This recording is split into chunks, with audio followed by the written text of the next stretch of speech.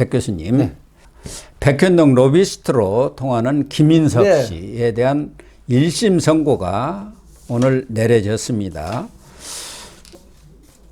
서울중앙지법 형사 27부 김옥곤 부장판사가 1심 선고에서 이 김인섭 씨에 대해서 5년형과 네. 63억 5천만 원의 추징 이렇게 선고를 내렸어요. 네.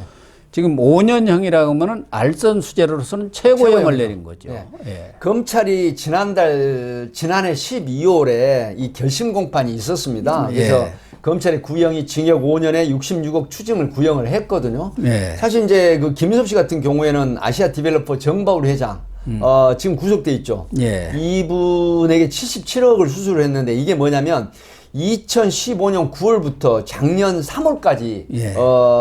사실은 그 77억 수수 그리고 5억 상당의 한발을 받은 걸로 이렇게 지금 검찰 공소장에 적시가 돼 있지 않습니까? 그래서 이제 알선수재 특가법 특정범죄 가중처벌법상의 알선수재 혐의로 이제 5년형을 최고형을 이제 예. 구형을 한 건데 지금 1심에서 오늘 검사 구형대로 5년형을 선고를 해서 지금 이제 김인섭 전 회장이 아마 영어의 몸이 이제 돼서 수용을 할 것 같습니다. 그런데 문제는 김인섭 씨에 대해서 그런 선고를 내린 것은 김인섭 씨가 아시아 디벨로퍼 정바울 사장하고는 네. 특별한 개인적인 관계가 없는데 네.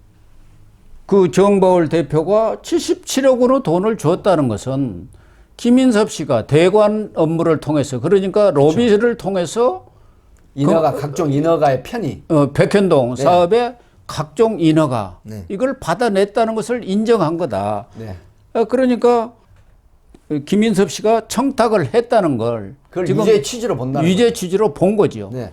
그리고 재판부는 그 청탁의 대상이 바로 정진상 씨라고 이렇게 지금 그렇죠. 규정을 하고 있단 네. 말이에요.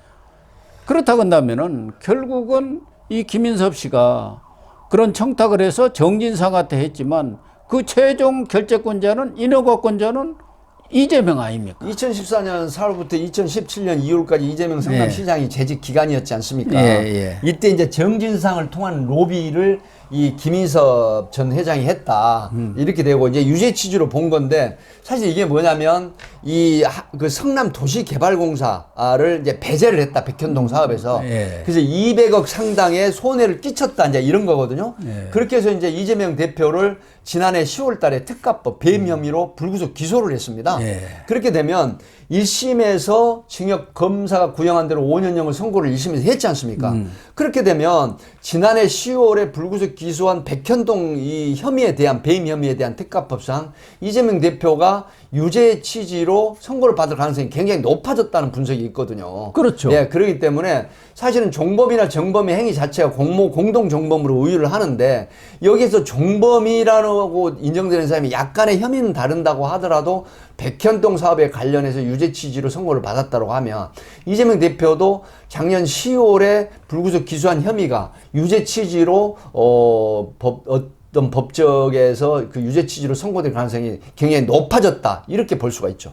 그러니까 지금까지 언론 보도를 보면 이재명 대표도 정진상 씨한테 김인섭 씨가 이 백현동 사업에 관여됐다는 얘기를 듣고 인섭영이 그 백현동 사업을 하는 모양인데 잘 챙겨라 이렇게 지시까지 했다는 거 아닙니까? 그러니까 사실상 정진상한테 김인섭과의 모든 그런 인허가 업무 이런 것들의 협의권을 사실상 부여한 거고 본인으로서는 이 김인섭 씨와는 뗄래야 뗄 수가 없는 관계 아닙니까? 2006년 그렇죠.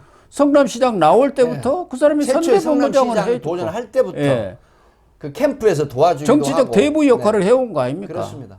그 당시 성남시장 공천을 받는 데 있어서도 이 김인섭 씨가 상당히 영향력을 많이 발휘했다는 거죠. 민주당이 아주 그렇죠. 최고 실력자하고 이렇게 연을 대게 해갖고. 그러니까 이재명 당시 성남시장이 이런 인허가권의 그 인허가에 여러 특혜에 직간접적으로 관여됐다는 것이 이게 딱 지금 드러난 것 아닙니까? 그래서 이제 언론에 결론적으로 보도도 보면요. 됐지만 수사에서 그 당시 성남시의 인허가 관련한 공무원들의 진술을 상당히 많이 채집을 했어요. 예. 검찰에서. 예. 그래서 그런 측면이 결국은 김인섭 씨가 이제 정진상하고 연계된 상태에서 공무원들에게 이제 애압을 시행을 했다. 예. 그래서 그 결과로 어려운 인허가가 전부 이 결정이 되고 결국 최종 결재권자는 누구냐? 바로 이재명 지금 당대표인 그 당시 성남시장이란 말이죠.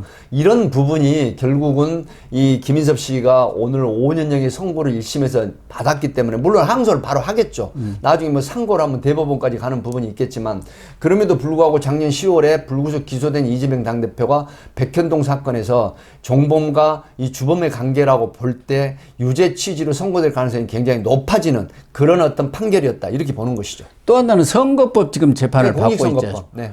지금 백현동 그 특혜가 아니라는 주장을 해갖고 예, 선거법에 뭐 걸린 국토부로부터 거예요. 뭐, 국토부의 네. 압박, 협박 때문에 용적률이라든가 상향해줬다는데 지금 이 김인섭 재판을 보면은 그거하고 관계없이 김인섭이가 정지상한테 로비를 해서 네네. 그렇게 여러 가지 특혜를 받아냈다고 한다면은 이 선거법에서도 엄청난 선거법 재판에도 영향을 주는 것 아닙니까? 국토부하고는 관계없이 이 로비로 이루어졌다는 그렇죠. 거. 그러면은 이 선거법 재판까지도 아주 이재명으로서는 큰 취약하죠. 왜냐하면 공직선거법의 허위사실 공표 선거 기간 중에 그 허위사실을 유포함으로 해서 유권자로부터 민의를 왜곡하고 상당히 어떤 투표에 지지에 영향을 끼친다라고 하는 측면이기 때문에 이것도 상당히 엄중하게 처벌을 하거든요. 그렇기 때문에 지금 공직선거법상 허위사실 공표, 국토부로부터 협박에 가까운 압력을 받았다라고 하는 부분들이 결국은 이런 부분들이 유죄 취지로 있었다 할 때 최종 결재권자인 성남시장의 책임이 사실을 중하지 않다고 볼 수가 없거든요. 그렇기 때문에 이 부분이 공직선거법이라든가 백현동 사건에 대한 이 배임 혐의가 유죄 취지로 결론이 날 수가 있다라고 하는 그런 전망이 법적으로 있는 것이죠. 그래서 이재명 대표로서는 이번 김인섭 이 선고도 앞으로 총선에 있어서는 아주 악재로 작용할 가능성이 많은 것이죠. 그렇죠. 그러니까 이번 김인섭의 그 개인적인 비리가 뭐 단죄를 받은 것을 넘어서 이재명이 공모를 했다는 게 정봉과 뭐 종범관계. 정봉관계로서 그런 부분이 하나가 있고 선거법 재판에도 이런 사실 자체가 이미 기존에 1심에서 이렇게 나온 내용을 선거법 재판에서는 도외시할 수는 없는 것 아닙니까? 그렇죠. 네. 네. 아무래도 영향을 받는 것이죠. 이 공직선거법의 허위사실 공표라고 하는 부분이 이런 어떤 유죄 취지가 결론은 그 재판부에 상당한 영향력이 내지는 그 참고가 되기 때문에 이게 이제 유죄의 가능성이 점점 높아지고 고조되고 있다. 이렇게 볼 수밖에 없습니다. 예. 이재명으로서는 엎친 데 덕친격이랄까 그렇죠. 정말로. 여러 가지 네. 악재들이 몰려오고 있는 것 같습니다. 공천 문제도 당내가 지금 시끌시끌한 상황이고 뭐 내전이라고 판이 깨지느냐 되고 마느냐 있죠. 하는 상황에 이 사법적 리스크가 점점 커지고 있는 것 아니겠습니까? 네, 그렇게 봐야겠죠. 네네. 예. 네, 시청자 여러분, 오늘 방송은 여기서 마치도록 하겠습니다. 시청해 주셔서 감사합니다.